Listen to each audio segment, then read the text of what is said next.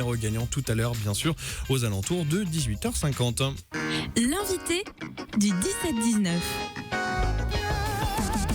Et il est temps pour moi d'accueillir Elisa. Bonsoir Elisa. Bonsoir Guillaume. Mais ravi de t'accueillir pour parler bien sûr tous les 15 jours d'initiatives locales. Et cette semaine, mon domaine de prédilection, le jeu. Et tout à fait, c'est un plaisir Guillaume, en cette fête de fin d'année, enfin à l'approche des fêtes de fin d'année, on va parler détente avec Françoise Coulon qui est co-directrice de la Maison des Jeux de Nantes et Thomas Pinlou qui est administrateur de l'association. Bonsoir à tous les deux. Bonsoir.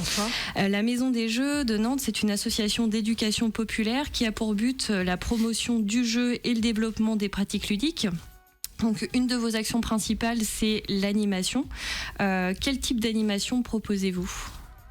Alors, la Maison des Jeux propose des animations auprès des écoles, des arbres de Noël. Des arbres de Noël, des CE, des centres de loisirs. C'est-à-dire que la Maison des Jeux va aller directement auprès des plus jeunes, auprès des enfants, avec des installations, des équipements pour amener le jeu directement dans leur quotidien en fait, donc à l'école ou dans les temps périscolaires.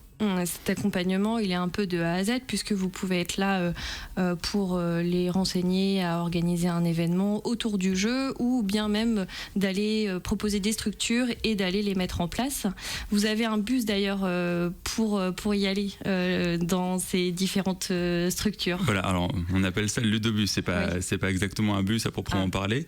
C'est-à-dire qu'on va déplacer du matériel qui va être utilisé pour le jeu en fait, donc là c'est pour le jeu des plus jeunes notamment, avec des installations pour faire du jeu à rôle, des installations, des espaces symboliques de jeu. Et ce matériel va être mis à disposition des différentes structures. Il va rester un temps dans la structure. Et après, en fait, on va venir le déplacer à la structure, à une autre structure qui pourra en bénéficier, et ainsi de suite. Et donc, c'est pour ça va recréer une sorte de parcours, d'où le nom du ludobus, en fait. Vous êtes vraiment une association ressources. Vous avez des locaux qui sont situés rue Michel Rocher, c'est à côté de l'arrêt de tram Vincent Gache. Tout à fait. Et là, les associations peuvent venir vous voir pour aider à développer leurs projets autour du jeu. Voilà, tout à fait. Alors, on a en fait différentes personnes morales, donc associations ou entreprises, enfin moins les entreprises, mais les mairies ou comme on disait tout à l'heure, les écoles voilà, qui vont venir à la Maison des Jeux pour trouver de la ressource. En fait, on va pouvoir les conseiller sur comment mettre en place tel ou tel type de projet ludique. Et on a aussi en fait des associations qui vont venir jouer le soir à la Maison des Jeux, qui sont plutôt des associations pour le jeu adulte. Donc on a du jeu de société, du jeu de rôle, du jeu de figurines, du jeu de go aussi qui viennent le samedi. Et là c'est plutôt des gens, donc des étudiants, des jeunes adultes, voilà, qui vont venir le soir et utiliser les locaux de la Maison des Jeux pour jouer. Donc il y a une petite dizaine d'associations voilà, qui viennent régulièrement dans nos locaux. Et en parallèle, alors là c'est un petit peu moins important dans votre activité, mais il y a du public, des familles qui peuvent venir de temps en temps pour emprunter du matériel pour un événement familial où ils auraient besoin de jeux. Oui, tout à fait. C'est tout à fait. Disons qu'on ne fait pas du prêt aux particuliers comme une ludothèque. Il en existe plein sur Nantes. Il y a 11 ludothèques à Nantes, donc ça dans tous les quartiers. Et donc la Maison des Jeux n'est pas là pour faire ce travail de proximité par rapport à du prêt de jeu de société en venant emprunter juste un jeu pour la famille. Par contre, dans le cas d'un événement comme un anniversaire, un mariage, on fait du prêt de jeu quand même aux particuliers. Mais c'est vraiment dans ce cadre-là seulement. Autrement, on est d'abord une ludothèque pour collectivité. L'association est d'ailleurs née suite à des soirées-jeux qui se déroulaient dans des bars. C'était c'est ça, c'était les soirées Enjouez-vous, tout à fait. Et du coup, vous avez décidé de vous concentrer un peu plus sur des animations extérieures et sur l'aide et l'accompagnement à la mise en place de structures. Mais vous pensez revenir un petit peu à l'ouverture au public avec des cafés associatifs. Alors voilà, donc oui, il y a eu les soirées Enjouez-vous au tout début. La Maison des Jeux a un peu grandi a changé d'objectif et d'activité, d'où l'installation dans des locaux et donc tout ce dont on vient de discuter. Et en fait, actuellement, il y a les personnes, les joueurs qui viennent le soir à la maison des jeux, mais c'est quelque chose qui est plutôt, c'est des associations, des clubs. Ça peut éventuellement faire un peu peur aux personnes qui ne sont pas initiées, qui connaissent pas trop le monde du jeu, et du coup on a pour projet d'essayer d'ouvrir en 2016 un café associatif, un café jeu du coup, qui est vraiment dédié à ça, et ce serait un lieu public où les gens peuvent venir au café associatif. Voilà, tout à fait, pour profiter donc des consommations sur place, et du coup il y aura des jeux en libre service, c'est-à-dire qu'on paye une fois l'adhésion à l'année, et après on vient, on joue autant de temps qu'on veut à autant de jeux qu'on veut, avec des gens qui sont là, des bénévoles, pour expliquer les règles, accueillir et orienter sur les différents types de jeux. Donc ça, c'est un projet pour 2016, voilà. Et vous êtes en recherche de locaux. Voilà, tout à fait. On est en recherche de locaux et puis on développe en attendant tout le reste qui va autour, donc les recherches de financement, les logos, tout ce qui va en amont du projet. Est-ce que vous recherchez aussi des bénévoles pour ces cafés associatifs ? Oui, ils sont les bienvenus parce qu'il y a encore pas mal de boulot à faire. D'accord. Dans votre actualité aussi, il y a le Festival des Jeux de Saint-Herblain qui va se dérouler les 20 et 21 février 2016. Là, ça fait plusieurs années que la Maison des Jeux est partenaire des ludothèques de Saint-Herblain pour l'organisation de ce festival. Est-ce que vous pouvez nous en parler ?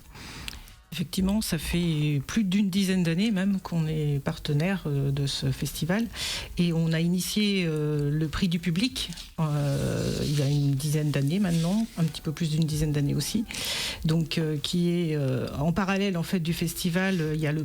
On détermine une sélection de jeux par des professionnels, 6 jeux qui ont des qualités de jeux familial et qui doivent être d'auteurs français. Et donc ces 6 jeux sont sélectionnés sur toute l'année 2015. Là. On a eu la sélection fin novembre, on l'a déterminé. Et à partir de début janvier, ces 6 jeux-là vont être joués dans 50 points jeux dans le Grand Ouest.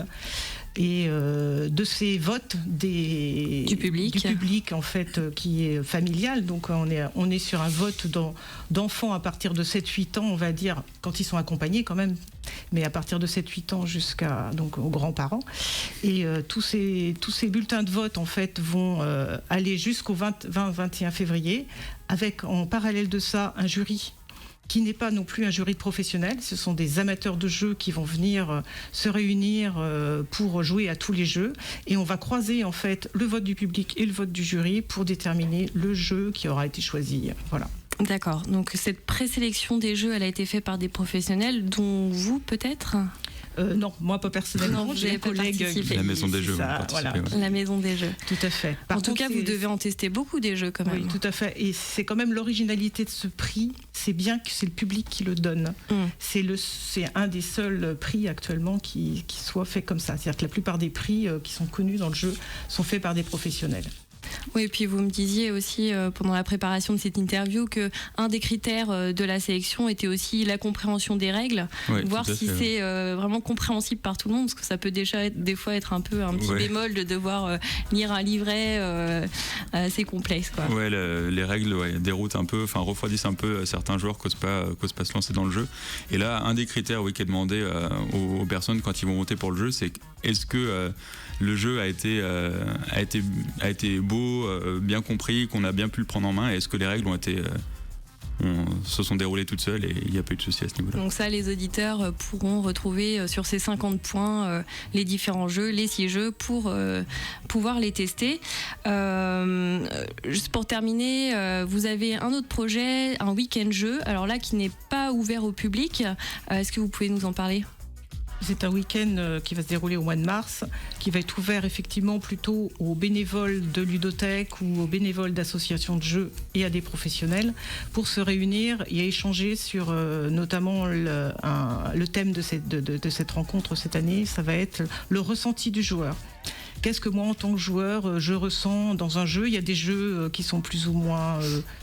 qui mettent en danger quelque part, il y a des jeux, voilà. Donc comment nous on réagit, et à partir de là avoir cet œil et cette sensibilité là pour quand on propose un jeu, on ait aussi ça en ligne de mire, quoi. C'est quand même c'est quelque chose de très important. Vous sentez des évolutions sur les jeux qui sont proposés maintenant sur le marché? Est-ce qu'il y a des tendances qui se dessinent ou peu particulièrement?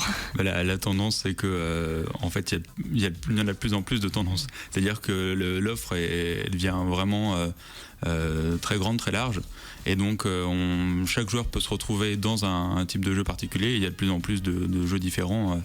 Ne serait-ce qu'en prenant le jeu de société, il y a énormément de types de jeux différents, du jeu coopératif, enfin voilà, j'en passe des meilleurs.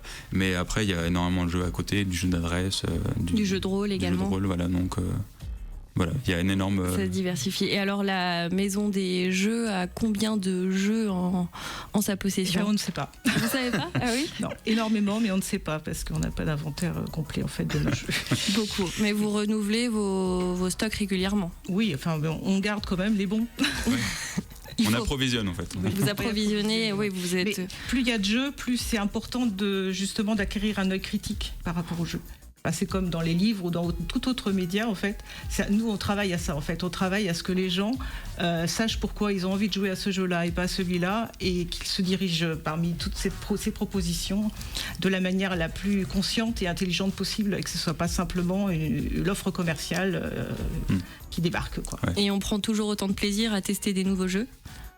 Ah oui. Ouais. Très bien. Bon, on va finir sur ce positivisme. Merci beaucoup Françoise Coulon et Thomas Pinlou d'avoir accepté notre invitation. Vous pouvez retrouver toutes les informations sur le site maisondesjeux-nantes.org. Et merci beaucoup à Elisa, qu'on retrouve bien sûr très vite sur l'antenne de Sun.